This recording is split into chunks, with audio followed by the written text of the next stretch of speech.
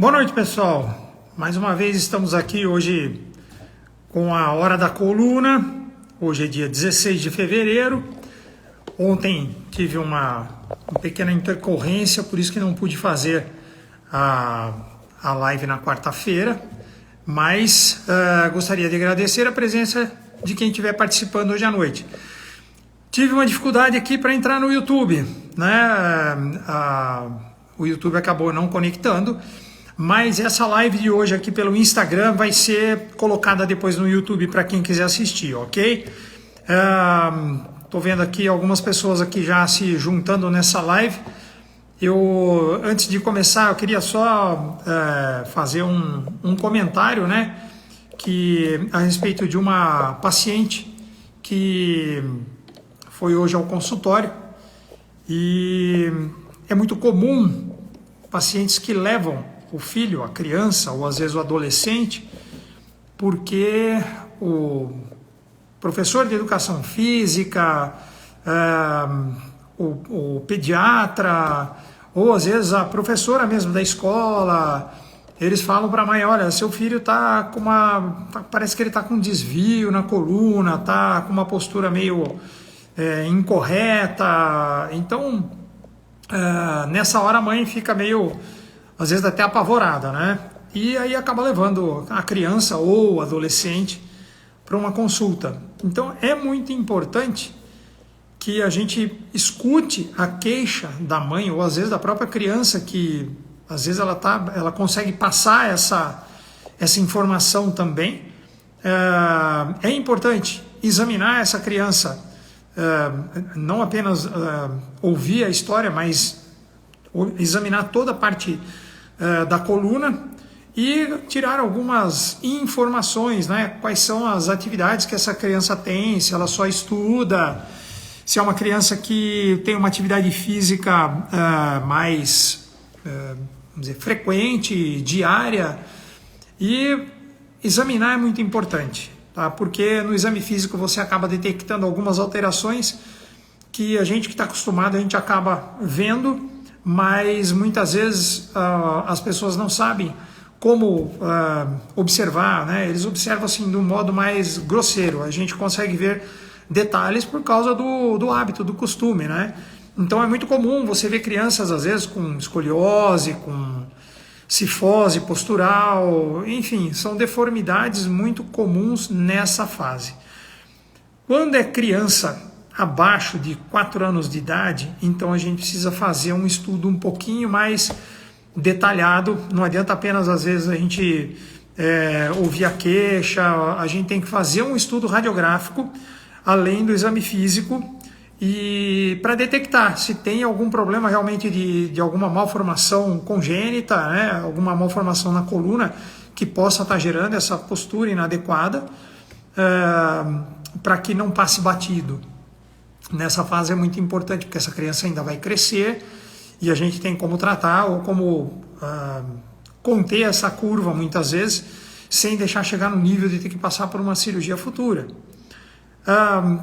Só para o pessoal entender um pouquinho, eu trouxe até a minha peça aqui do consultório, uma peça um pouco grande. Eu vou pedir um pouquinho de distância aqui para vocês, para poder mostrar nessa peça aqui quando eu estou falando de escoliose. O que eu quero dizer com isso? Aqui nós temos uma coluna bonita. A coluna vista de frente ou de costas, ela tem que ser uma coluna teoricamente reta. Quando ela é vista no perfil, a gente tem 3 curvas principais, que é uma lordose cervical, uma cifose torácica e uma lordose lombar.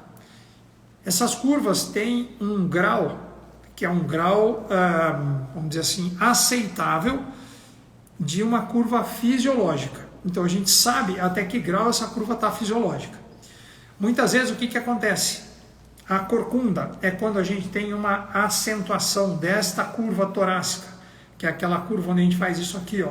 Então é aquela que a pessoa projeta para frente, né, jogando os ombros inclusive para frente, fechando um pouco aqui o tórax. E o que é a escoliose? A escoliose é quando você tem uma deformidade neste plano, que pode ser uma deformidade simples e pode ser uma deformidade mais acentuada, onde você consegue notar a alteração postural de uma criança ou de um adolescente. Deixa eu guardar aqui minha coluna, botar no pedestal aqui. Essa é uma coluna que eu deixo no consultório, né, e para mostrar para o pessoal. Então, muita gente que já passou comigo lá já conhece essa figura aí. Então, quando você tem uma curvatura nesse plano, você denomina escoliose. E é muito comum na faixa etária de entre 4 até os 10 anos de idade também aparecer crianças com já um desenvolvimento de escoliose, que a gente chama de escoliose juvenil. E a partir dos 10, 11 anos ou 12 anos, que é quando você começa a entrar na pré-adolescência e adolescência, então você começa a notar muitas vezes, que é o que a gente chama de escoliose idiopática adolescente. Por que esse nome aí, idiopática? Porque é uma escoliose de causa desconhecida. Os tratamentos são muito variados. Às vezes a gente consegue tratar uma escoliose de uma maneira conservadora, orientando a uma atividade física, orientando uma atividade fisioterapêutica, desde um Pilates ou um RPG.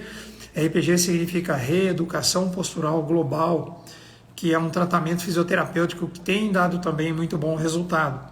A gente vai tentando todos os recursos para tentar evitar chegar num colete, porque o colete é uma coisa muito difícil da criança ou adolescente aceitar, de ter que usar um colete. É onde você vai ter outros coleguinhas, outras pessoas que às vezes não poupa a molecada de uma brincadeira ou de uma gozação. Então a criançada foge disso daí o máximo possível.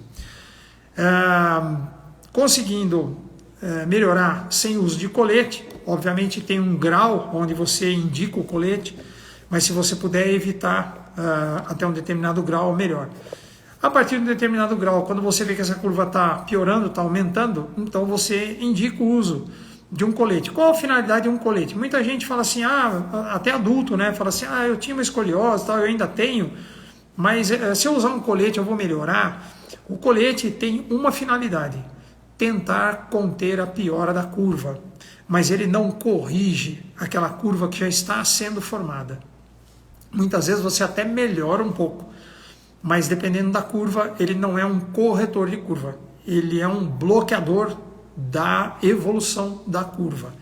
Então eu sempre explico isso para os pacientes e principalmente para os pais, porque os pais às vezes criam uma expectativa que o colete vai corrigir. Na verdade é uma somatória de fatores que pode ajudar, às vezes até corrigir, dependendo do grau de escoliose e da agressividade dela.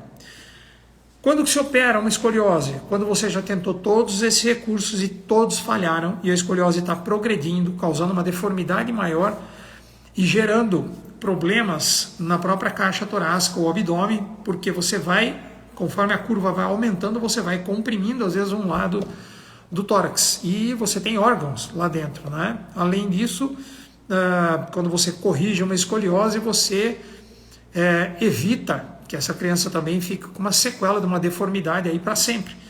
Então tem que ter muito cuidado, tem que ter o controle certinho, orientar certinho de quanto em quanto tempo que você marca um retorno para a gente acompanhar.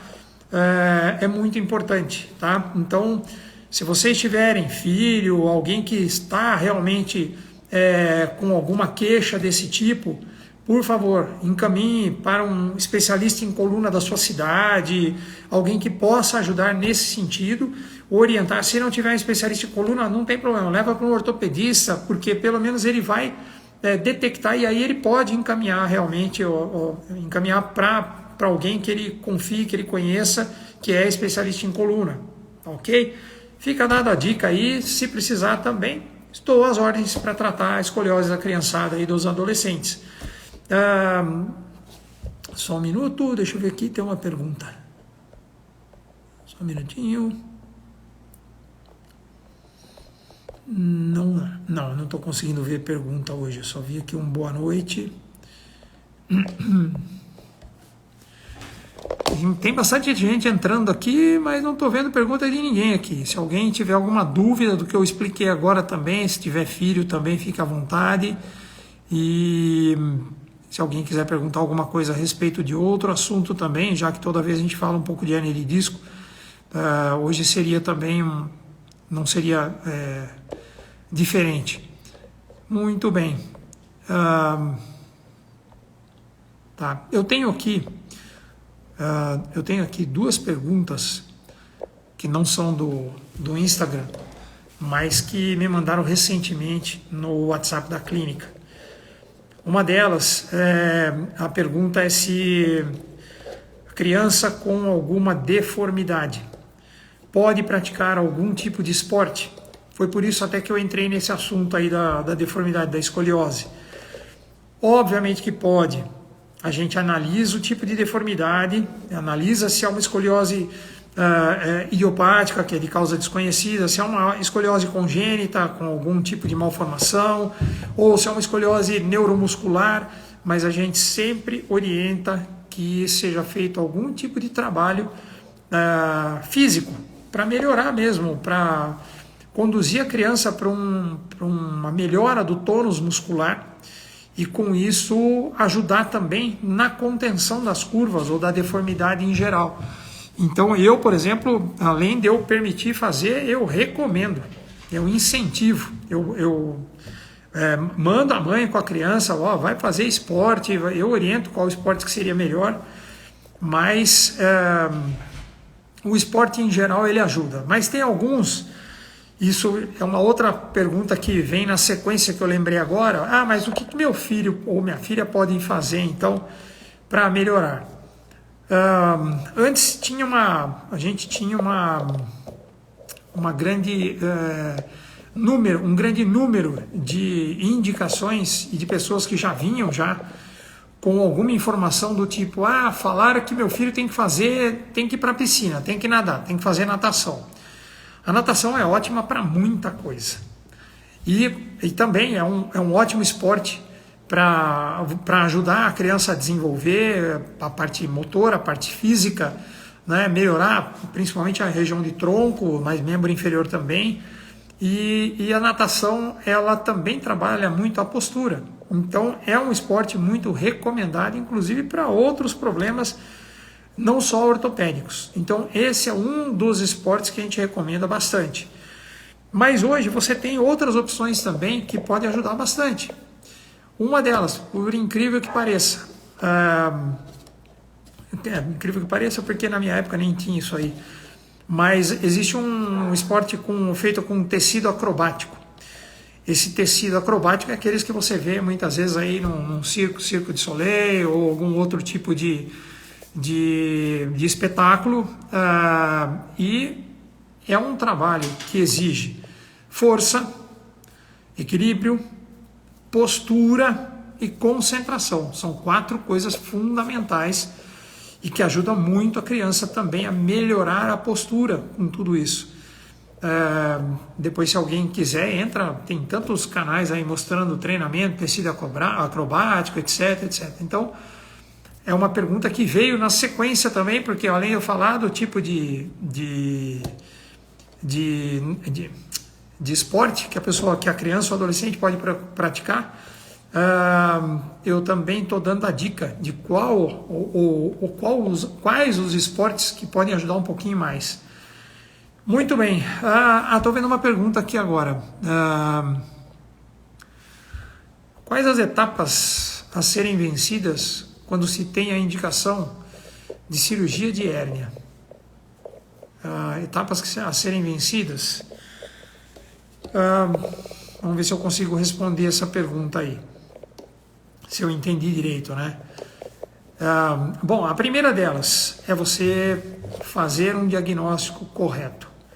Então, fez o diagnóstico, tem hérnia ou não tem hérnia? Se não tem hérnia, orienta o que vai fazer. Se tem a hérnia, diagnosticou, então agora nós vamos analisar qual o tipo de hérnia para propor um determinado tipo de tratamento.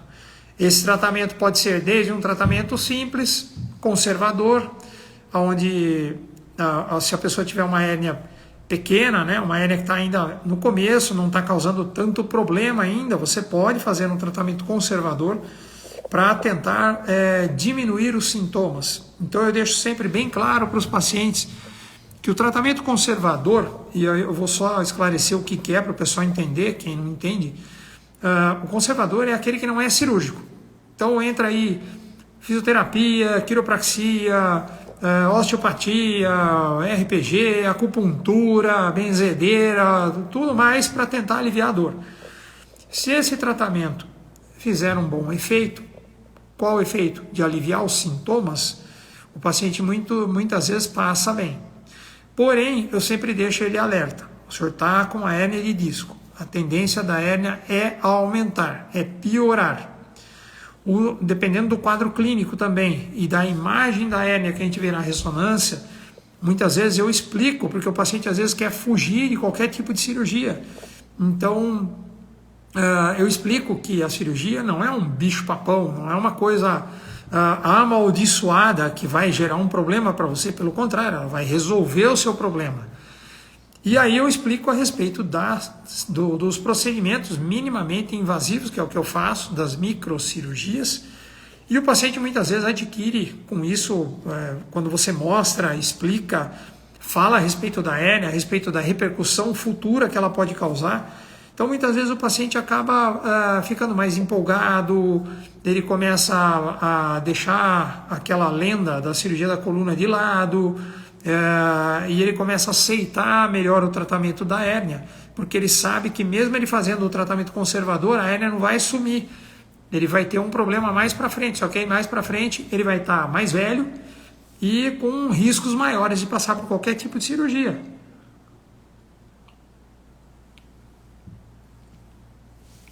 Qual a necessidade de se fazer fisioterapia após a cirurgia? Essa é uma etapa que eu sempre deixo bem claro para os pacientes, não pode ser pulada. Por quê? Porque o paciente já vem de uma fase, de um estágio, onde ele estava completamente sem atividade física, ou fazendo pouquíssima atividade física, então ele está com uma hipotonia muscular, ele não está condicionado ou preparado, muitas vezes, para voltar ao esporte, pulando a etapa da fisioterapia. Então, os pacientes, muitas vezes, eles perguntam, mas tem que fazer, tal? Eu deixo bem claro, tem que fazer. Por quê? Porque a fisio, ela reabilita, ela recupera. Muitas vezes o paciente faz o procedimento, fica melhor, melhora a dor, melhora de imediato os sintomas. Então o paciente acha que ele já está bom para voltar a uma atividade física. Mas a fisioterapia, além de complementar o tratamento que eu fiz, ela vai preparar o paciente para voltar a uma atividade física depois. Então aí depois que o fisioterapeuta der alta, aí sim eu chamo o paciente, oriento, dou um folheto, um papel, tudo por escrito, para o paciente saber o que fazer, o que não deve fazer, né? Qual o grupo muscular que nós vamos fortalecer um pouco mais para proteger melhor a coluna, a região que teve a hérnia, tudo isso é importante saber, tá bom? Por quanto tempo é necessário fazer fisioterapia ou realizar fisioterapia até voltar aos esportes? Não existe um período assim preciso. Com 10 sessões, 15 ou 20 você volta. Tudo depende da evolução de cada caso e da gravidade de cada caso. Eu tenho pacientes que, por exemplo, já na primeira semana não tem mais dor, saem andando, tá tudo ok. Esses pacientes, obviamente, vão ter uma recuperação fisioterapêutica mais rápida, com um tempo, né, vamos dizer assim, mais curto, e podendo voltar à atividade física mais em seguida. Em seguida, que eu digo assim, depois de 2, 3 semanas. Não há necessidade, muitas vezes, de ficar fazendo 6 meses, 8 meses, 10 meses de fisioterapia, como, por exemplo, num caso quando você faz uma cirurgia que tem que abrir a coluna. Então aí já muda todo o cenário.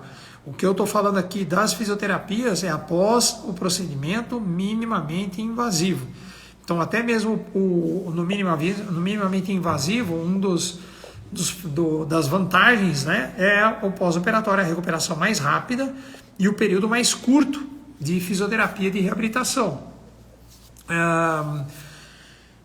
Quando o paciente vai voltar ao esporte, o que eu falo para ele?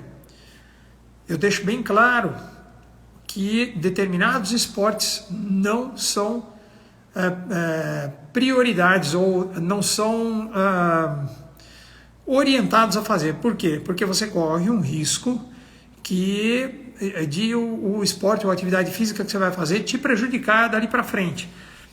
Uma das coisas que eu já aviso logo de cara, evitar atividades físicas que tenham impacto. Quais são essas atividades físicas de impacto? Começa com caminhada, corrida, pula corda ou algum esporte que você tenha impacto com o chão. Por quê? Quando você bate um pé no chão, o chão responde com impacto nesse sentido, na sua coluna.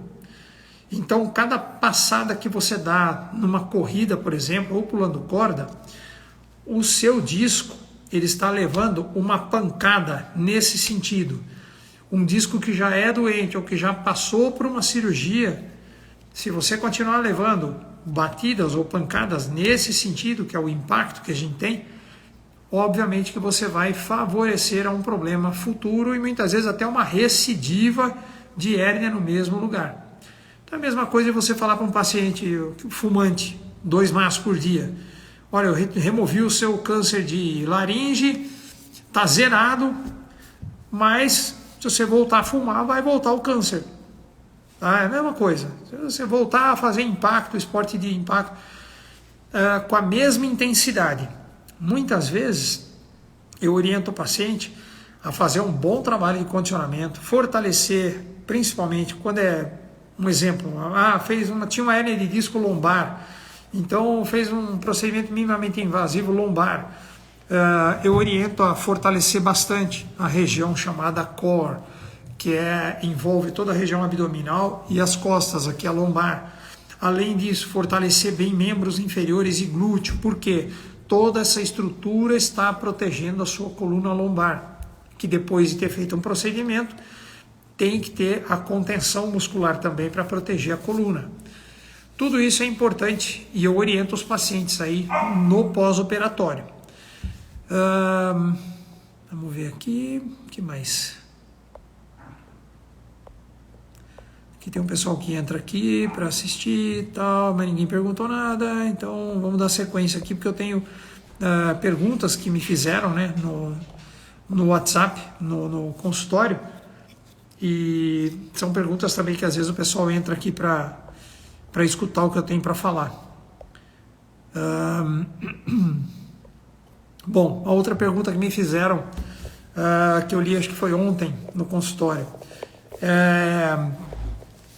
existe tratamento conservador ou um tratamento clínico para eliminar hérnia de disco? Será que todo paciente que tem diagnóstico de hérnia de disco obrigatoriamente vai passar por uma cirurgia um dia? Então, até foi um assunto de um vídeo que eu soltei aí há umas semanas atrás, alertando que muitas vezes hoje você tem canais pela internet são canais que são fáceis de você acessar e ter informações. Então vocês precisam ter essas informações muito corretas, muito precisas, com embasamento, né? Que muitas vezes você vai ver lá tratamentos de hérnia de disco sem cirurgia, tratamentos de dor do ciático sem cirurgia. Então, obviamente, se você tem uma hérnia de disco e ela está causando uma compressão no seu nervo ciático, o tratamento conservador, isso eu deixei bem claro nesse vídeo que eu postei, ele não vai eliminar a sua hérnia, ele pode melhorar os seus sintomas, o paciente fica bem, sente alívio muitas vezes, mas o tempo vai passar, a hérnia vai evoluir e você vai voltar a ter os sintomas. Então, dali um tempo você vai estar mais velho, com a idade mais adiantada, e você vai estar numa situação às vezes um pouquinho pior. E você vai falar, puxa, eu podia ter feito esse procedimento minimamente invasivo lá atrás, quando eu tinha poucos sintomas, e por questão de, às vezes, medo, ou não confiei que ia dar certo, Então você acaba se arrependendo, porque quando você volta, a sua hérnia já está de uma maneira tal que não dá para se fazer nada mais do ponto de vista minimamente invasivo. Você acaba caindo numa cirurgia que tem que abrir sua coluna. Então isso eu sempre deixo de alerta para o paciente. Não para o paciente ter medo, o paciente tem que ter a orientação certinha e a informação correta de qual a evolução de uma hérnia de disco. Então isso eu deixo bem claro, tá bom? Vamos ver aqui, outra pergunta. Crianças geralmente têm menor tempo. Menor tempo do que? Não entendi. De fisioterapia? Criança... Depende de cada caso. Tem criança que... Se você... Agora eu não estou falando de hérnia de disco, tá? Porque em criança é muito raro, eu nunca vi. Tá? O máximo que eu já vi foi numa menina de 15 anos de idade, é um adolescente. O que é raro também. Mas em criança eu estou falando agora a respeito das deformidades, né? A tendência é que seja mais rápido, mas dependendo do caso, às vezes a criança tem que fazer essa fisioterapia por anos seguidos, porque é o tratamento que está ajudando a conter aquela curva, aquela deformidade. Então é muito importante que essa criança seja sempre acompanhada pelo fisioterapeuta e reavaliada pelo especialista em coluna, pelo ortopedista, através de raio-x periódicos, cada 4 meses, 6 meses, dependendo da necessidade ou da evolução da curva. Então você pode às vezes fazer um controle mais próximo de uma radiografia da outra, ou às vezes mais longo, se você estiver notando que a evolução dessa deformidade está mais rápida ou está mais devagar. Ok? Não sei se eu respondi direito aí o que me perguntaram, mas acho que foi o que eu entendi, né?